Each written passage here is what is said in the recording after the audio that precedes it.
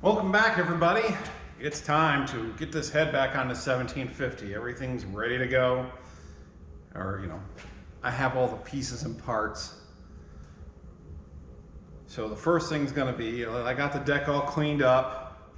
I've chased all the holes. So I don't know if I mentioned it in other videos, but I am going with studs. There's your part number if you're wondering. ARP, these are ARP, American Racing Products. It's a 9/16 stud. Coarse on one end, fine on the other. 6.5 inches long. The AQ 6.500-1LB. They are long broached.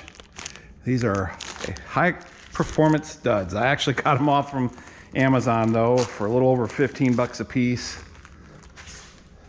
I found a place that had a kit. They would have had a few more bolts than I needed.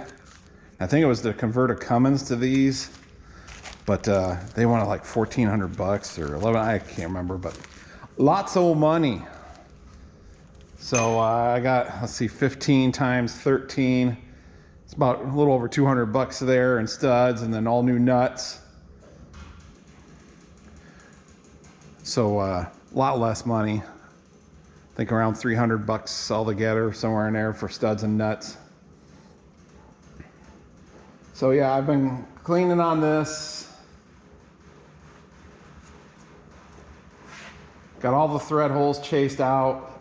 ARP says to turn them in by hand. I gotta remember this one back here is the oil one. We'll reuse the oil stud for that. It's drilled, or the oil bolt. Turn them in by hand. Don't tighten them. There is a little, on the top end here, a hex inset in there to give you a place if you want to remove them. If you have to have your block decked, you can get something in there and remove the studs. Studs are still kind of a way we're trying to wrap my head around it, but studs are better than bolts. Bolts, they twist the whole length. If you got a head up here, you've got to twist the whole bolt, so you don't always get a consistent torque. Depends on how springy the bolt is. And then, what is the other thing? When you're torquing a bolt, you are stressing, and I guess this puts less stress on the stud. There's a lot of high-end stuff to it that explains why, but these are definitely a high-quality stud that they're using in high-end, pulling tractors, stuff like that. So yeah, I'm just gonna run them all in until they're to the bottom of the threads, and then we can set the head gasket on there and double check that everything's where it should be. I'm sure someone will say, why aren't you putting Loctite on the studs? And I could. ARP says they can be put in dry. And if you do want to Loctite them, to use, what is the blue Loctite, the removable Loctite. But it is not necessary. So I'll have a link in the description and probably somewhere here in the video. These are 9/16. The late 1750s used 5/8, and of course the 1855, 1950T and them used 5/8 bolts. And I haven't found a 5/8 stud for those. I do have the numbers for those in my engine overhaul for that 1855 I'm restoring. I had to do some searching to find these, but I think these are going to be perfect from everything I've measured up. Thought about putting something, like never sees on the threads, but I think they said not to. I suppose the studs could come loose if they're too easy. There we go. 13 of them. Like I say, this last one's got to be special. I put it somewhere. But it is an oil screw. The oil for the, let's just bring you over here. There is a slot in the rear main that lines up once per revolution and lets some oil go from the oil galley over into this port here, which comes up through the bolt. So it's not constantly feeding it, but once every revolution, it gives it a spurt of oil, comes up through the center of that bolt, goes through a line and feeds the rocker arms. You don't need a lot of oil, you just need enough to keep them wet. This is a new old stock head gasket I had on the shelf, but we're still gonna set her on there and make sure that all the holes line up before I go and do anything more with it. And this one is still available, the 1750 head gasket. Watch where my camera's pointing. Because, I don't know why because, but the 310 with the turbo, the one was with the cooler block, the cooler built into the block, that is a different one. They moved this dowel pin right here out to the edge, and that gave them room to put another coolant passage in there. So that's the problem there. And why they stopped making that one, I do not know. I would think they'd sell a lot less of these gaskets here. Yeah, looks like it's gonna be all right. Because they're just fewer 1750s. Oh, that one's just, well, it's wanting to go down on the dowel, but we're not gonna force it at this point because we're gonna pull it back off. My guess would be, you know, they have dies to cut these gaskets out. And over time, those dies wear out. And so if the production numbers are low enough, rather than making a new die to keep making gaskets, they just discontinue it. And since there's fewer of these made, the dies probably haven't worn out yet, and they're still making them. I'll get a part number on the screen or something, but you know, this has got the sealing rings and all the holes. Sometimes they can fall out. So double checking that. Coolant passage is lined up good. Same here. Yeah, all my coolant passages are lined up really good. The gasket they have now is for, they used to have two different ones. One for the early with the 9/16 bolts and the later with the 5/8. And then they realized, well, we'll just make the holes a little bit bigger and then it'll fit over both. So now there's only one gasket for both. All right, I'm gonna pull that gasket back off and hit her with the old copper head gasket spray. Another one that's probably possibly controversial as to whether or not people think I should use it. It'll give you something to talk about down in the comments. Let's see, what are the directions? Do not spray into engine compartment. Provide adequate ventilation, yada, yada, yada. Gasket surface should be free of dirt, and the yada, yada, yada. Shake can well. Something about room temperature. 6 to 10 inches, 2.9 engine compartment. Coat both sides, allow gas or solvent to basically let it dry before assembly. There, she's getting coppery. This stuff is supposed to improve heat transfer, help it seal a little better.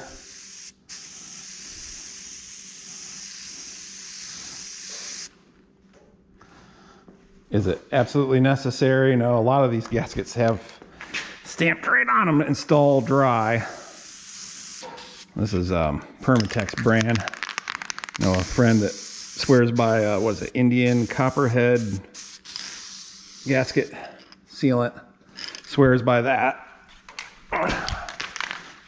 I like to think that maybe you'll get like this, the paper material or whatever, that's the fiber material that supports all the other gaskets. You can get moisture in it, and you can get some corrosion on the head and the block. So I like to think that this stuff helps seal that up a little better. Keep that moisture out in the areas that aren't necessarily being used, so you don't get corrosion. It drinks her up. I put a few drops of oil along the piston edge to get down there to the rings, since I'd cleaned this hole so much to use that crack detector stuff on it. I didn't want everything to be dry and fighting and everything, so just a couple drops, and I decided to do all 6 holes while I was at it. It's a little something to, it'll burn off. coke up. I don't know, but ran the vacuum, shop vac in each hole, blew them out. Try to add plugs in these holes to keep the dirt out of them until I clean right around them. I'll change the oil after I run it just a little bit, help any of that stuff get washed down to the bottom, and then drain her out.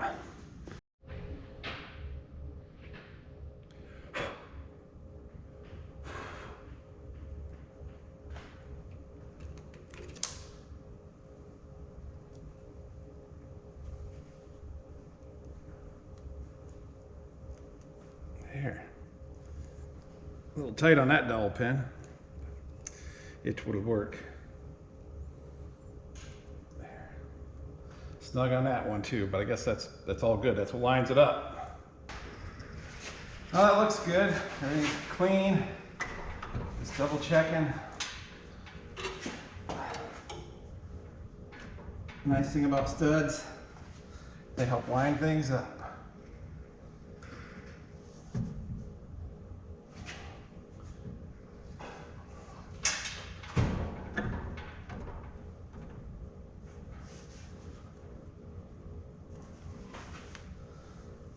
Ease her on down.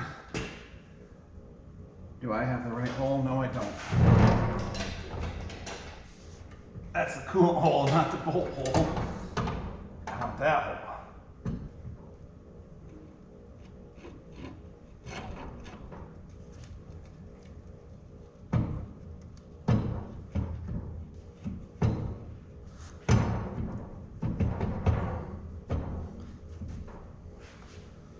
Stop there.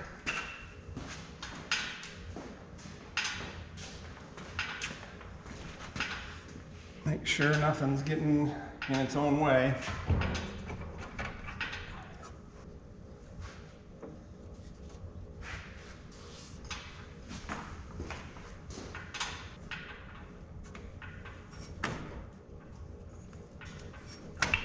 Oopsie daisy.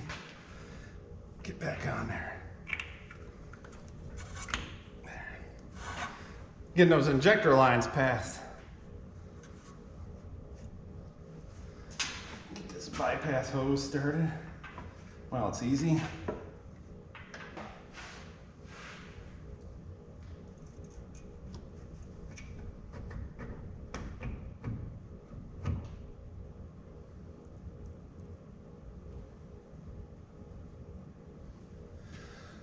Everything looks cromulent. I think we can call her down. Oops. Yeah, these are sticking a little taller than I thought they would. I think I will set the valve train on here just to make sure everything's going to clear, but it should.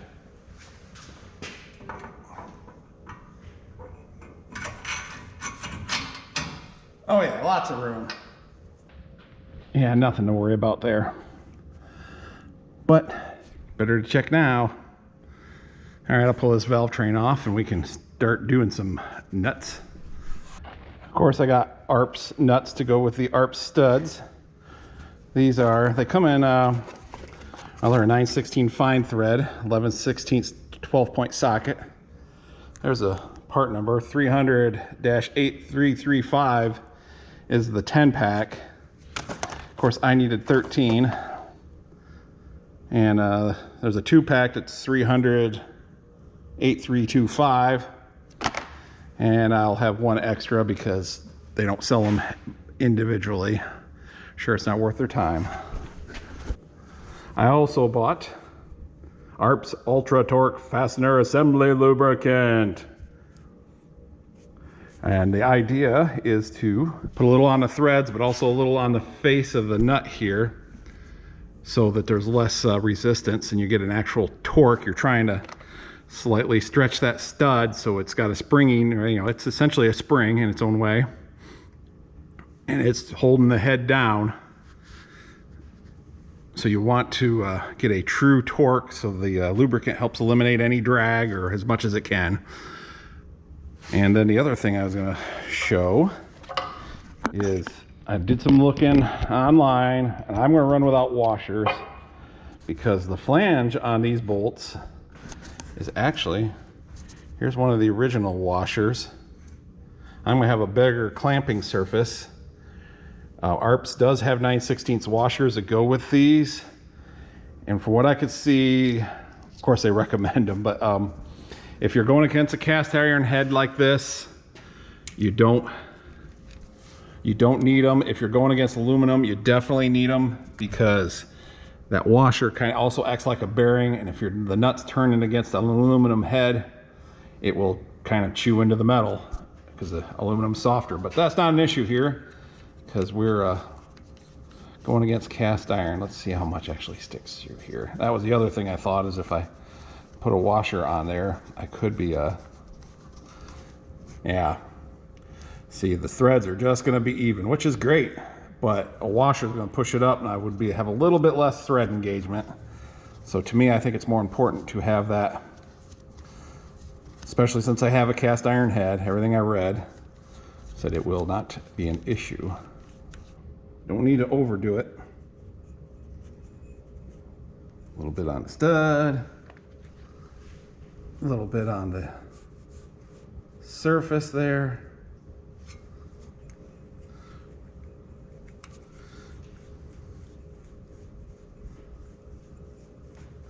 So this should be a big improvement over factory. There's a reason they went to 5/8 bolts, is they were obviously having some kind of trouble over 9/16. Before I make a mess out of this, the ARPS lubricant is part number 100-9910. I'll have links for all this stuff down in the description. I was able to source it all through Amazon, but these are what does it say on ARP's website? A 200,000 pound tensile strength stud. And I should be able to go to a higher torque. ARP's website said 180. The place that had the kit of these studs, they said 175. The Oliver recommendation for the 9/16 studs was 150, but they were probably a lower grade stud. If you had the 5/8 bolt, then they bumped it up to 210.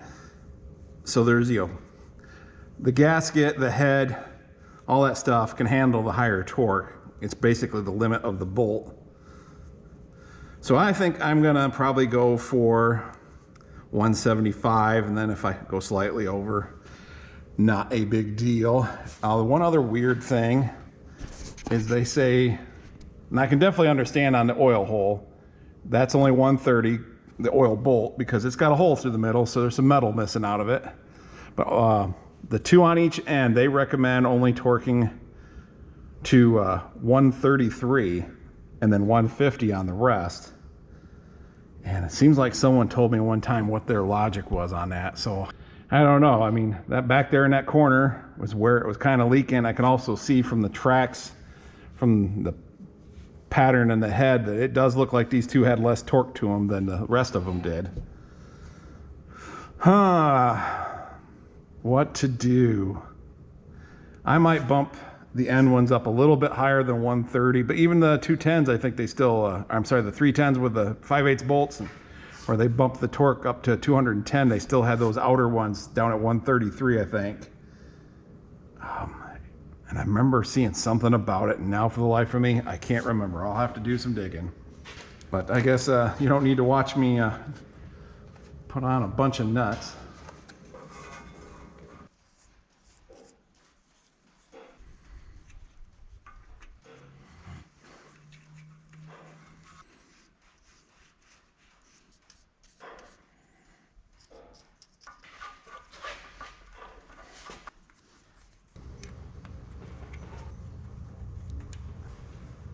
Yep, studs in hand tight, lubed, all that good stuff. Oh, I need two sockets because I need a hex socket for that oil screw. The one website said 60, 120, 175 was the steps they recommended. I'll probably go 60, 130-ish because that'll be the oil screw. and then the last step. And I'll still probably double check it. And I might go more steps. I'm going to start with 50 pounds. I'm a patient man.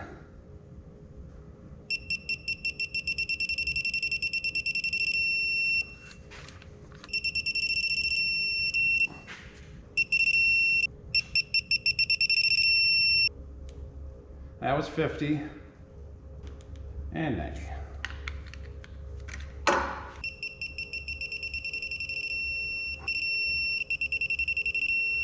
Did I hit that one already? Yep. And that one? Yep.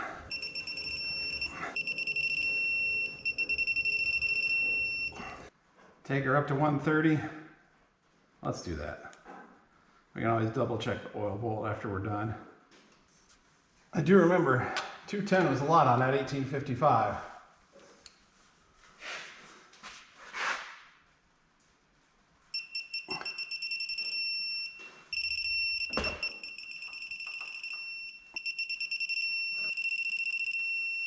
Yeah, we'll double check this one after we've torqued the others down. But this is technically the final torquing for the oil bolt.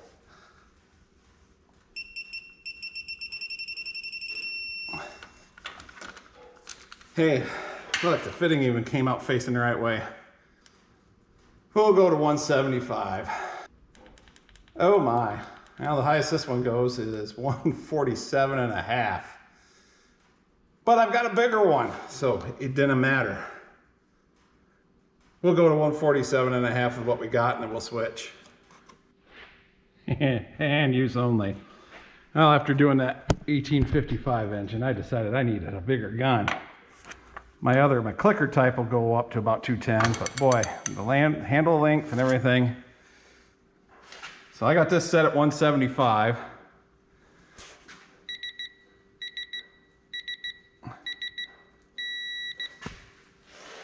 Let's switch to peak. I wasn't watching.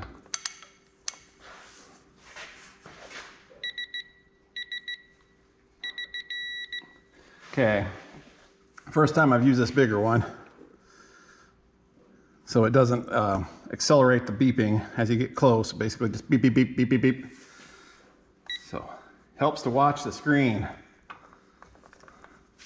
That's 175. That took, oh my. Don't want to mess up that line. Well, let's see if this combination makes me see how hard it is to find a Craftsman socket now.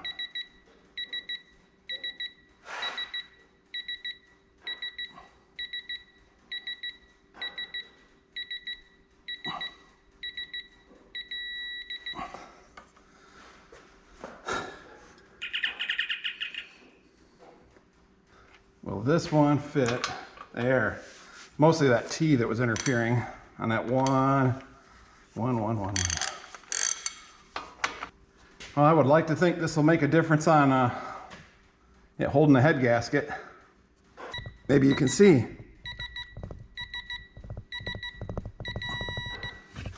I peaked out at 176.4.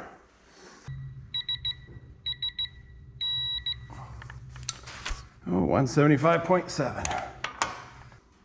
We'll be rechecking these after we run it, but I'll check the center too at least. Yep.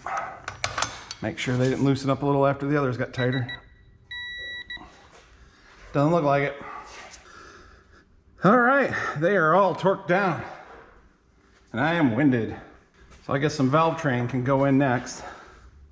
Well, some push rods. I guess that's kind of part of the valve train. Who am I to judge?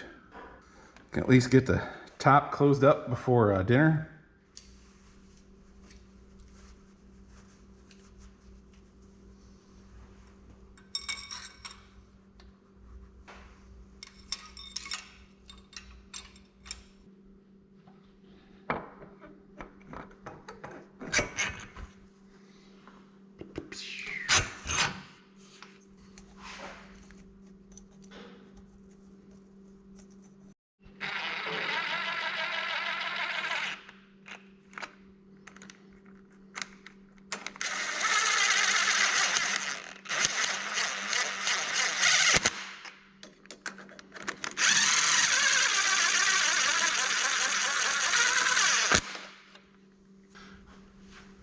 I want to make sure I don't get these studs down too far. I think you can get them a little too far and then not have a lot up top.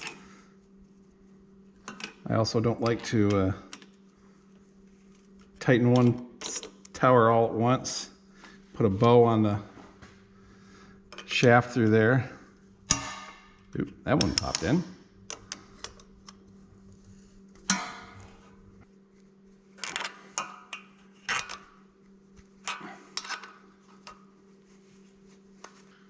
Well, now I need to figure out what valve lash is. Oops, helps if you get it on there. A 164-044A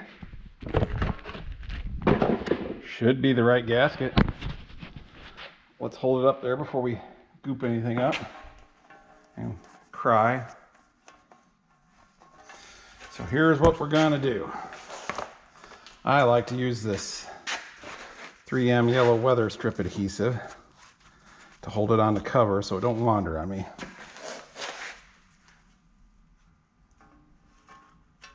This is a good one to wear gloves for. It's sticky, but when it dries, it's pretty permanent. This might be getting time for a new tube. I also like to let it dry, cure, or whatever.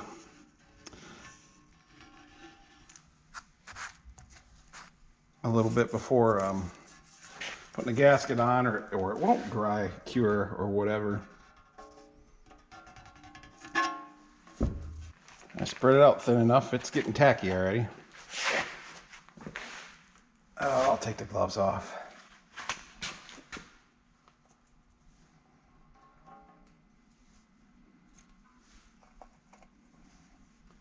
Fits nice.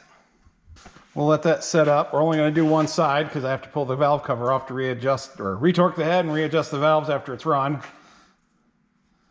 But that will that'll suffice. Golly! Just about dinner time. I might set it on there for the night, and that'll help make sure it stays clamped in the right spot.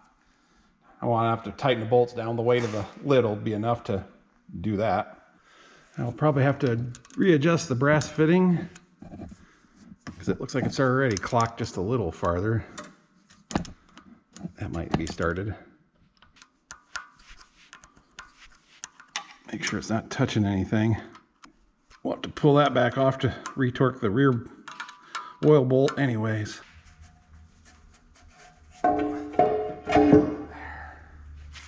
Keep the creepy crawlies out of there. Let's see if we can get some injectors started. We don't want to tighten them down because we're going to have to bleed things out, I'm sure. I'm going to anyways. So there. Oh, that does have a cap on it.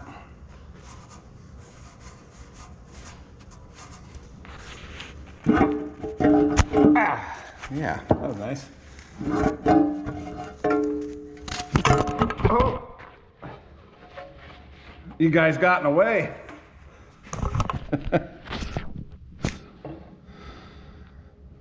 All right, let's get these valves adjusted. The book says 30 thousandths for both in and out. So I guess, you know, that's gonna make her easy enough.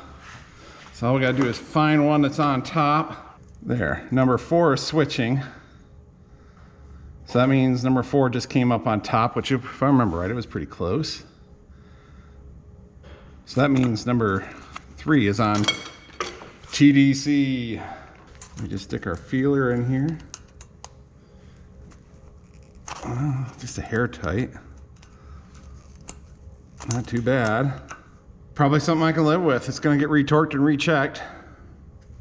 Well, one down, that was easy enough. So if we did number 3, 153.6. So I need to watch number 1 up here for when it switches from intake to exhaust. Exhaust is coming up, closing, or it should be. Well, I can hear and feel it building compression, so I guess that's good. That's probably number 6 doing that, because it should be coming up on top dead. And there we go. Just see the intake starting to move. Not bad. I can't believe all these are going to be right. That's a little loose. I did not put the lifters or the push rods all back in the exact same spot, so just minor differences in those you would think would make a couple of them be off.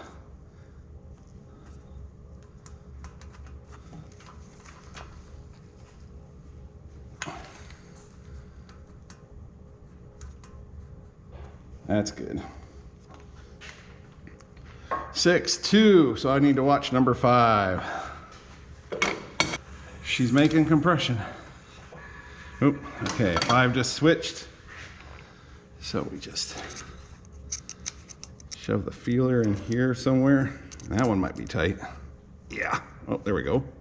Guess not, I just had to hit the spot. It's a little loose if anything. And that one's definitely loose. So I just tighten her up until get some slight drag, and it's good. That feels good. Okay. 6-2-4. So number 3 will be switching. We've almost gone all the way around already. Going pretty quick. This time, there, that switched. Too much clearance, they clatter and wear. Not enough clearance, and once things warm up, they can actually hold the valves open a little bit. So, and it does have a minor effect on timing, because that gap takes a little bit of time. When this engine's flying around at 2400 RPM, that can have a slight effect on performance. Ooh, just a hair tight.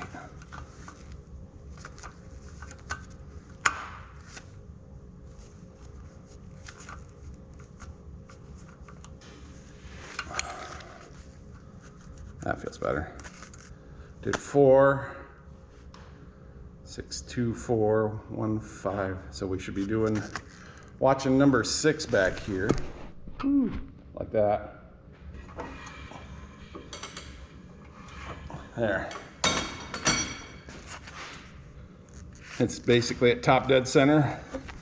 When the exhaust is closed and the oil intake's starting to open, a little bit of overlap there. So that means I should be ready to do number 1. If you watch the episode or installment, whatever it is, where I took it apart, I thought they felt they were a little on the loose side. 1, 5. So we get to watch number 2. Right there.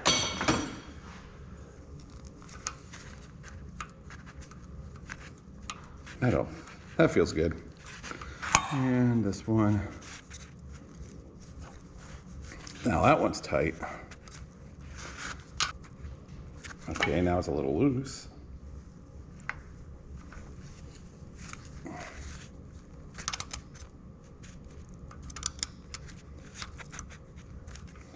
And back to too tight. 1, 5, 3. We started with 3. That should be all the way around. Well, we'll drop a valve cover on there. See, I did tighten these up. It's the next day, in case you're wondering.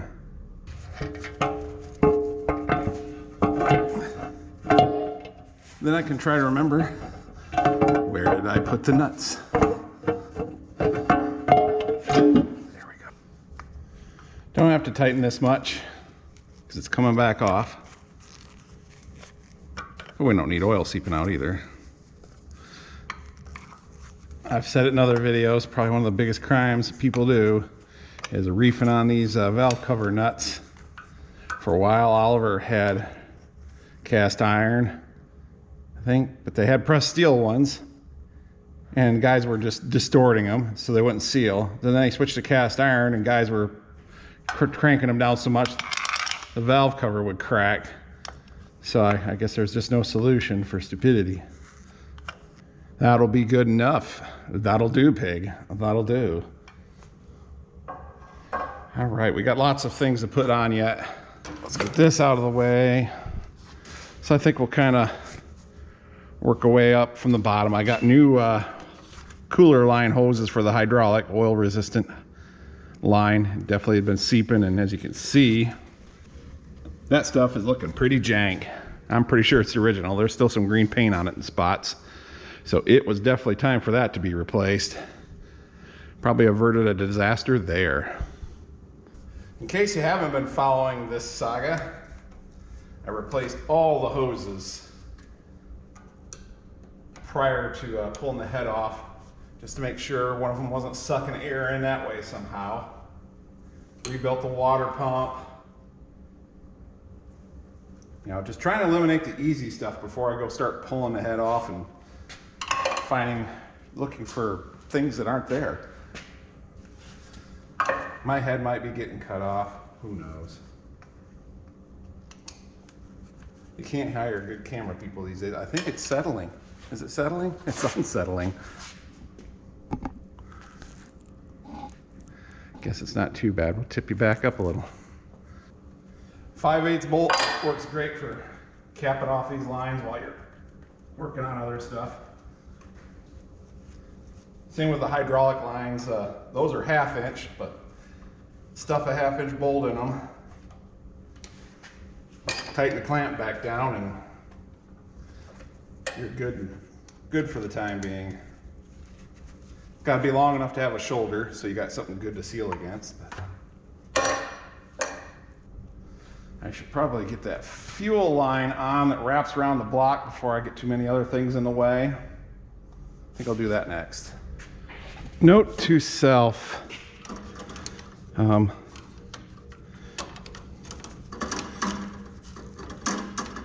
When you take a line off with the head off, it might not fit back on with the head on.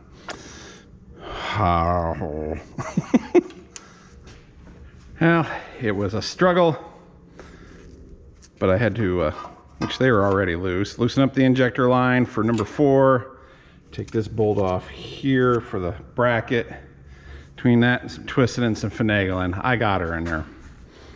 But the secret is to start a YouTube channel, record everything you do, then watch it again so you can reverse the procedure, or just forget what you did and end up like this. Yeah, they seem to be the same length. It's not like I've screwed up on that before, over and over.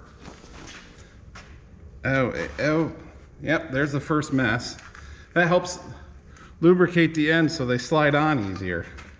That's it. One of these lines comes from the power steering motor, and that's the oil that gets cooled, about 3 to 5 gallons a minute, and then it goes back to the reservoir. So one of these, you know, has not pressurized, but there's oil, and the reservoir is a little low. If you watched other installments that may or may not have happened yet.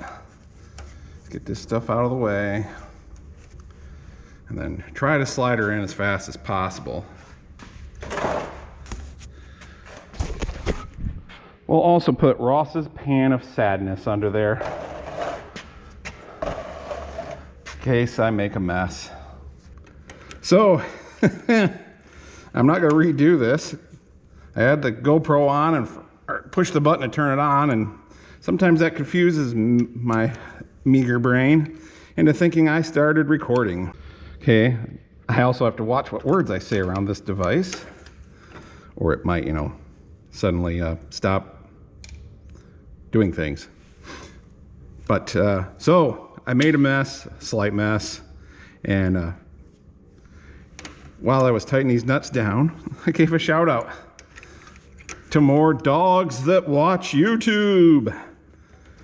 This time, well, another shout out to my good friend's dog Rue, who apparently hasn't snitched on me yet because they have not mentioned hearing their dog's name on YouTube.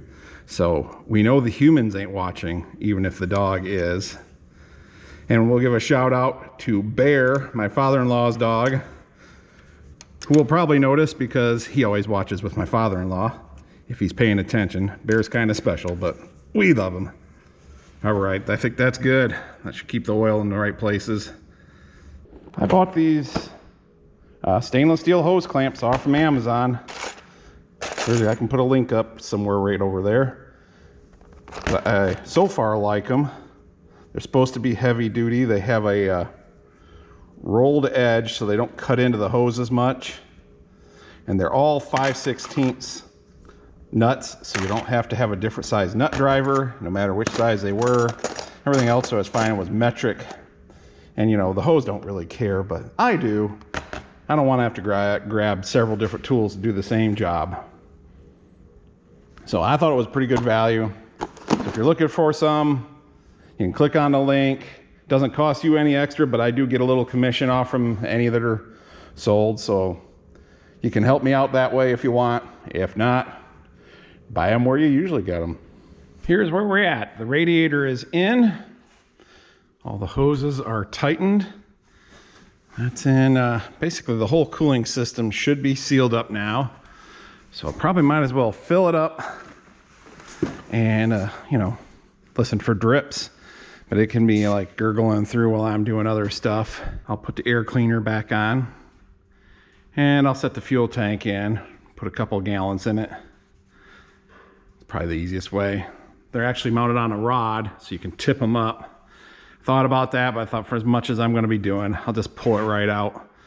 But I'll put it in, and then when I go to retorque, I can just tip it up and get it out of the way. Radiator is full.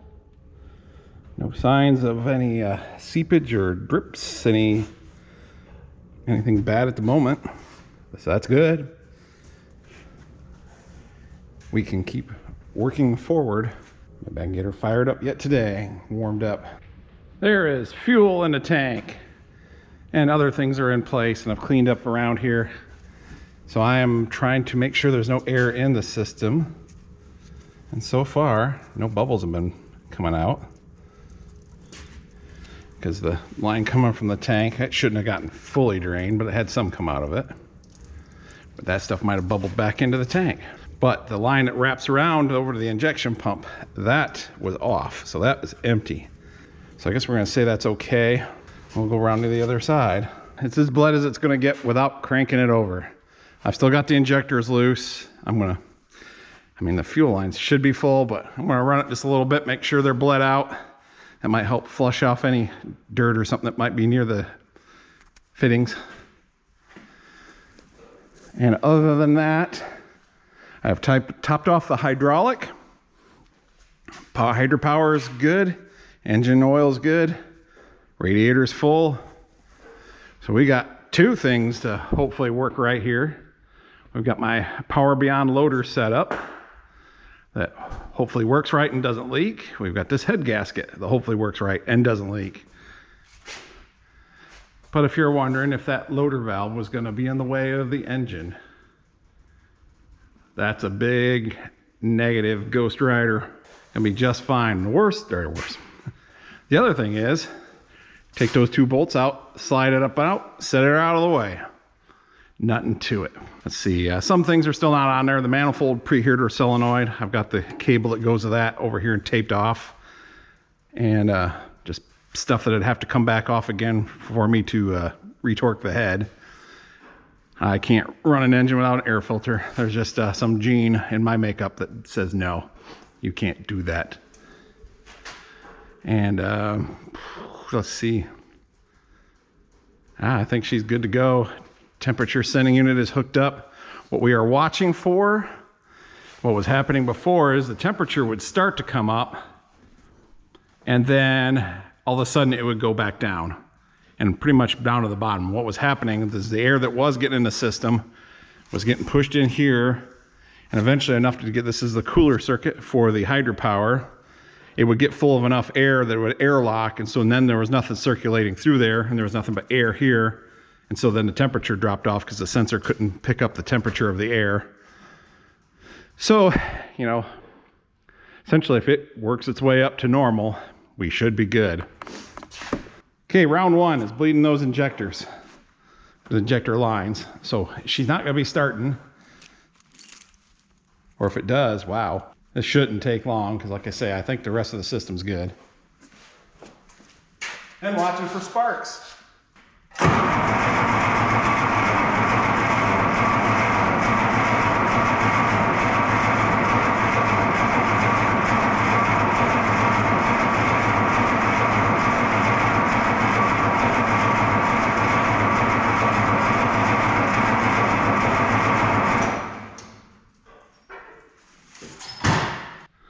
see fuel dripping at all 6 injectors. So I think we're good to tighten them up. So I'll do that. It's go time. It's also snow time out there. But let's see. I've snugged up those injector fittings, and I can tighten them down a little better when I'm in there retorquing the head. They should be good enough to make her run. I guess it's do or die. Time to pay the piper, face the music. We're gonna start at an idle, hopefully.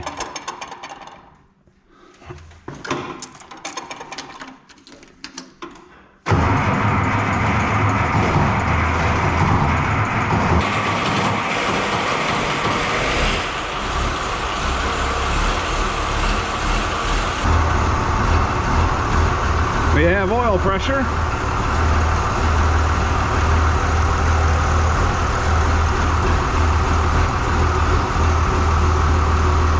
We have a tractor that sounds normal.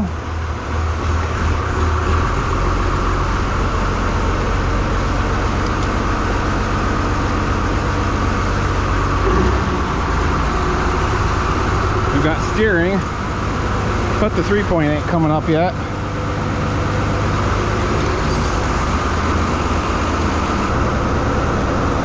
Okay. Maybe I got my hoses crossed.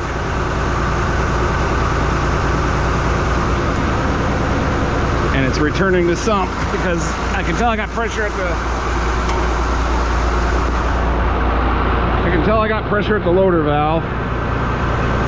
We'll let that go for the moment.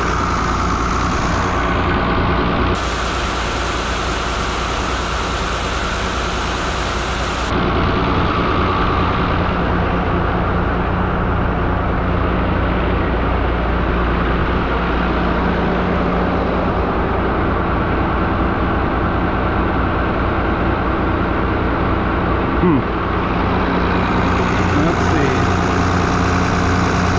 Starting to feel some warmth in there already. That's good.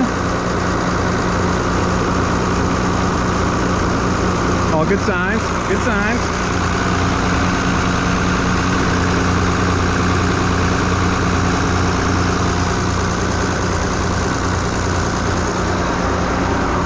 Yeah, that size says in.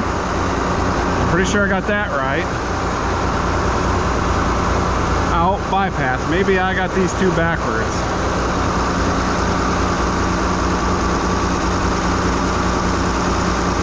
Well, it's not going to break anything if they are. I just won't have any, remotes. Or 3-point hitch.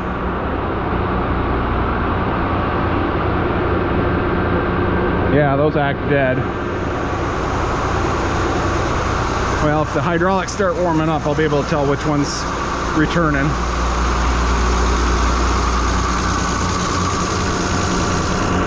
Yep, coolant's warming up.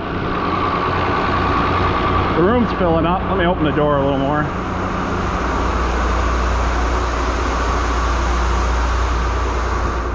Merry Christmas, everybody. Actually, this is probably the video before Christmas, so yes, Merry Christmas, everybody.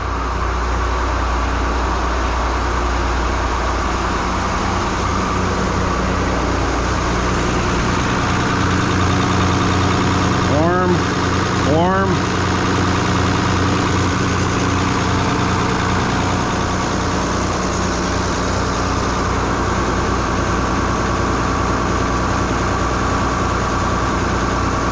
Or did I get the wrong spool for there? I guess I could cap that one off. I could crack them open and see which one's making all the pressure. When I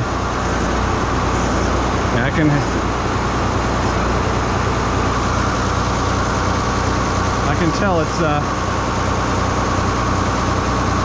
definitely doing something through here.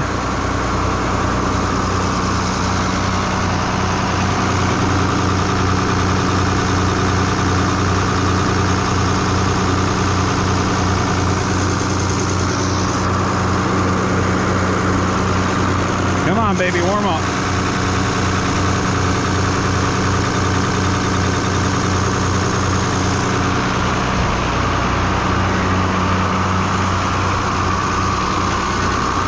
Don't make me think I did a bunch of stuff for nothing.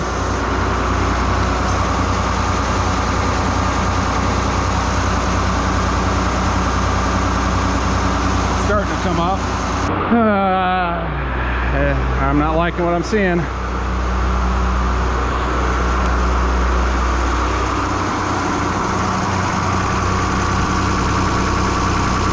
Well, 95. 63.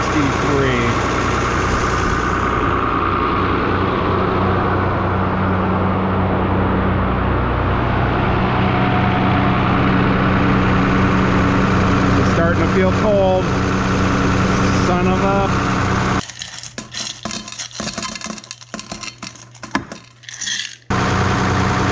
I was really hoping. Don't do this to me, baby. Maybe there's some air caught in there.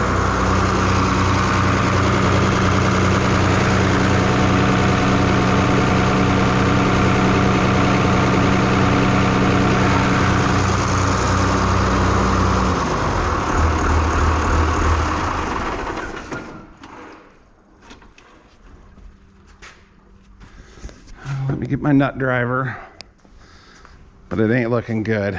Son of a...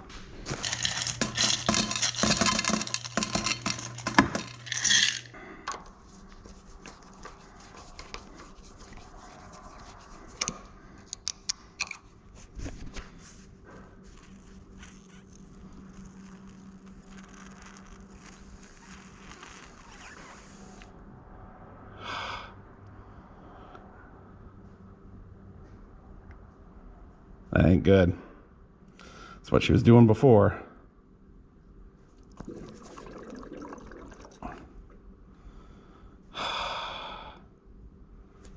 And those hoses might have had some air in them already. But I'm gonna say no. Fudge.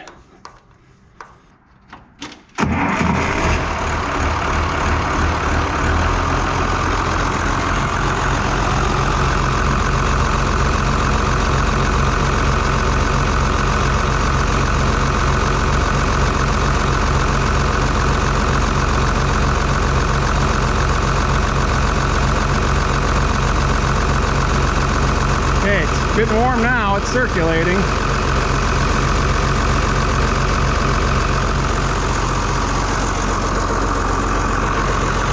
If it fills up with air again, then we know something's not right.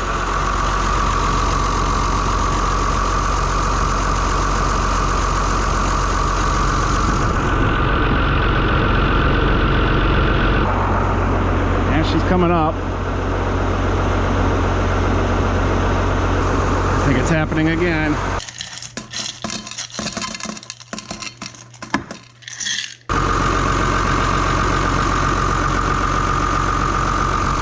What the heck? I really thought I had it licked. It's cooling off.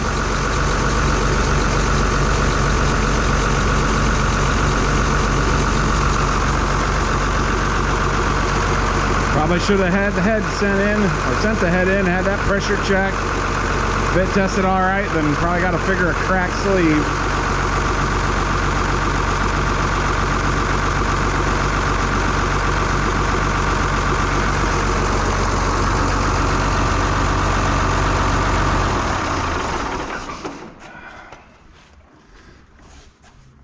I hear some gurgle.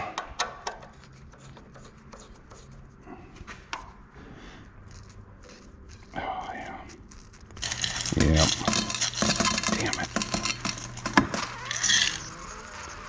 It's still doing it.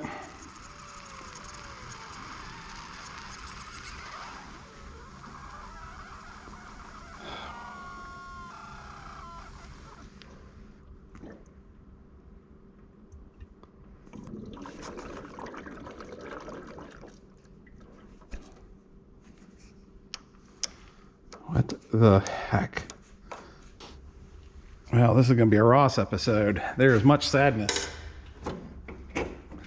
Many dollars going into the swear jar.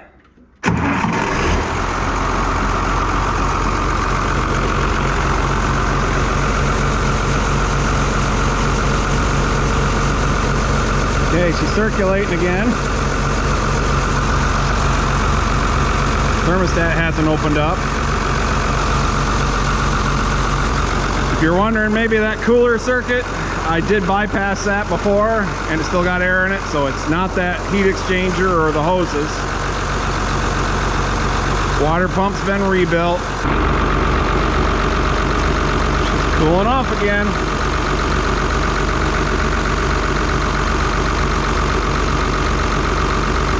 Don't try this at home.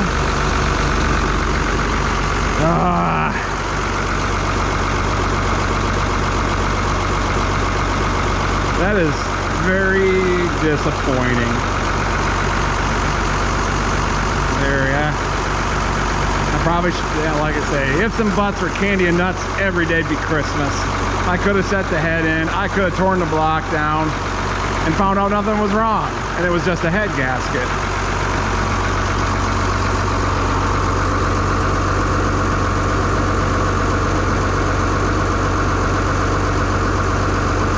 Yeah, I would say all the oil's coming out of this port. I don't know if I got the wrong plug.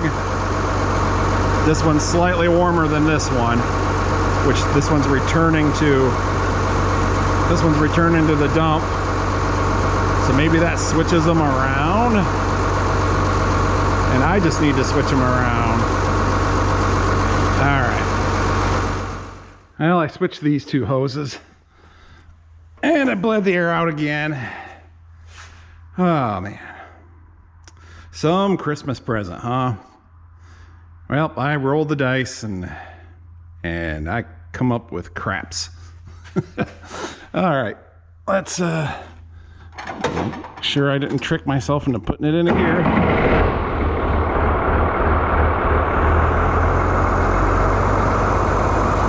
Hey, we got 3-point hitch now, so that solved that problem. And get this light hookup out of the way.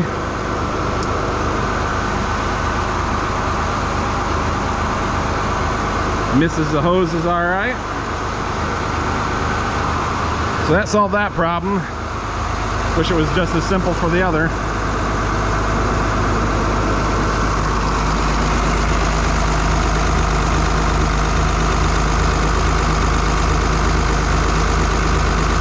It's almost got to be a cracked sleeve, or I don't know, the head looked good, but it's just weird how it's not an issue once the thermostat opens up. I think once it's opened up the thermostat, then whatever air is getting in there can escape. So that's probably my plan of attack. Send the head in. The head checks out all right, then we're looking at probably doing an overhaul. Yay! That kind of slows down the old other projects. I could pull that 310 out of there, put in here, have a turbo 1750, break that engine in, and then eventually, you know, swap them back.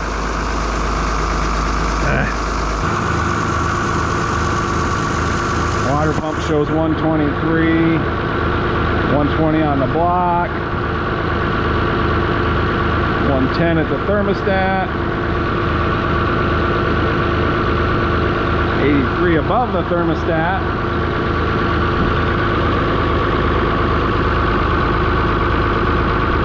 Uh-oh.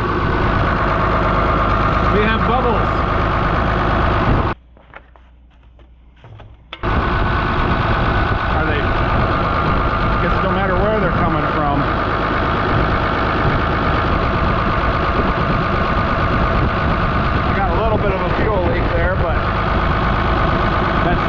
Giving away the sign of another leak.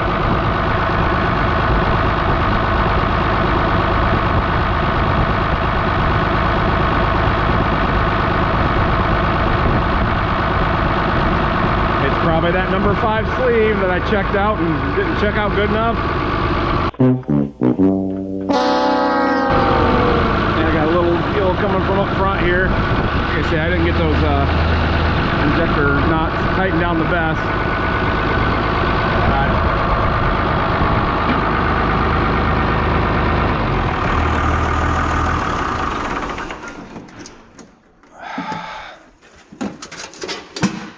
And the bubbles go away.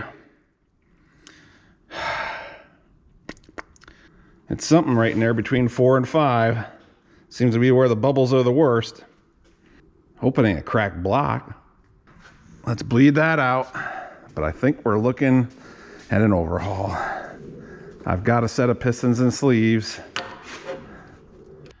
Oh, it would have been nice if that had shown up the first time, those bubbles.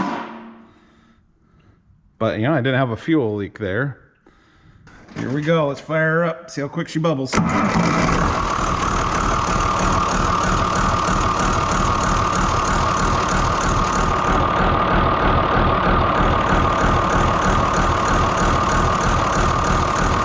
Probably got to wait for some fuel to run down there to make it bubble. There's a drip. I think number 1 up here is leaking.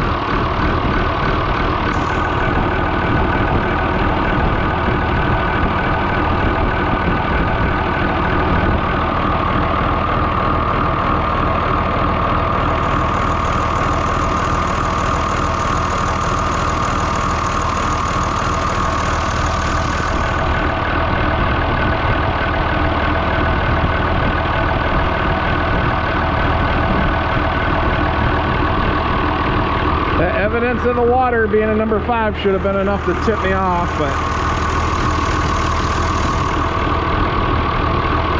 I was really hoping.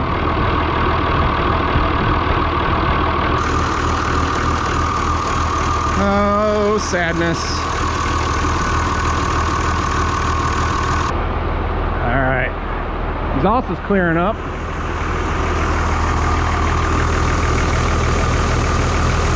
And this is cooling off again.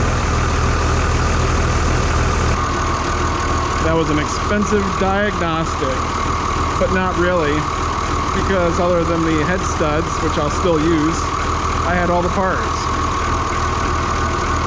So, and I would have upgraded to the head studs anyways. All right, we're gonna leave it at that. We can pick this up another time. Talk about the sadness. Comment about the sadness down below. Tell me how the swear jar shall runneth over. It and I are gonna have some words tonight. I can see them bubbles from here. Should have thought to spray something along that head gasket line. See if it would bubble up like that. But I still would have. I would have done the same thing. Who are we kidding? Anyway, I'm dragging this out, just wallowing in my own pity. I appreciate everybody watching, and we will see you in the next one, and I hope you have a Merry Christmas or whatever holiday you celebrate.